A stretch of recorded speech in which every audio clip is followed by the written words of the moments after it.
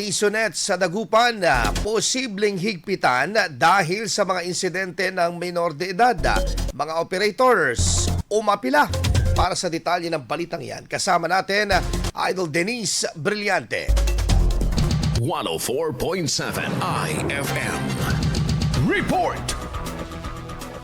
Pinulong ng Sangguniang Panlungsod ng Dagupan ang mga may-ari at operators ng PISONet kaugnay ng isinusulong na draft ordinance na magtatakda ng limitasyon sa oras at edad ng mga gumagamit nito. Ayon sa konseho, isa sa pangunahing dahilan ay ang mga ulat na may mga menor de edad na umuwi na ng alas 3 hanggang alas 4 ng madaling araw dahil sa paggamit ng PISONet. Suportado naman ang mga opisyal ng barangay, partikular sa Barangay Pantal kabilang ang Chief Tanod na si Kagawad Orly matapos umanong mapansin ang pagdami ng kabataang gumagalas sa gabi. Mga minor de edad, especially yung mga nag-aaral na yan, bibigyan natin sila ng limit time. Kapakanan po ng mga kabataan ang iniisip namin sa barangay. At ganito rin po sana ang isipin ng mga may-ari ng PISONet. Magtulungan po tayo, unang-una po kayo yung mga magulang, kayo yung mga guardians ng mga kabataan na yan.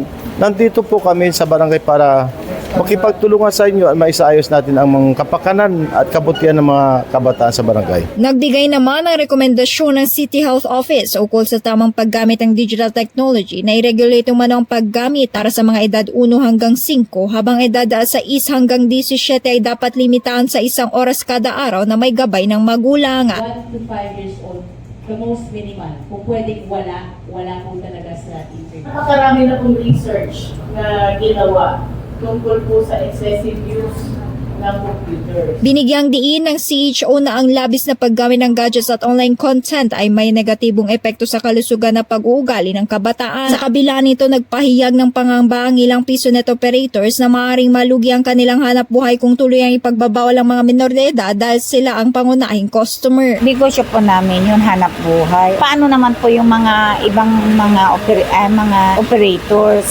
Kawawa po. Sa halip na total ban, minungkahi nilang palakasin ang responsibilidad ng mga magulang sa paggabay sa kanilang mga anak. Samantala, ayon sa konseho, nakatakda pang pulungin ng mga magulang at guro ukol sa isinusulong na draft ordinance sa mga susunod na araw. Kasama mo mula rito sa IFM News Dagupan, dito si Idol Denise Brillante, Tatak, IFM. IFM News. IFM News. IFM News.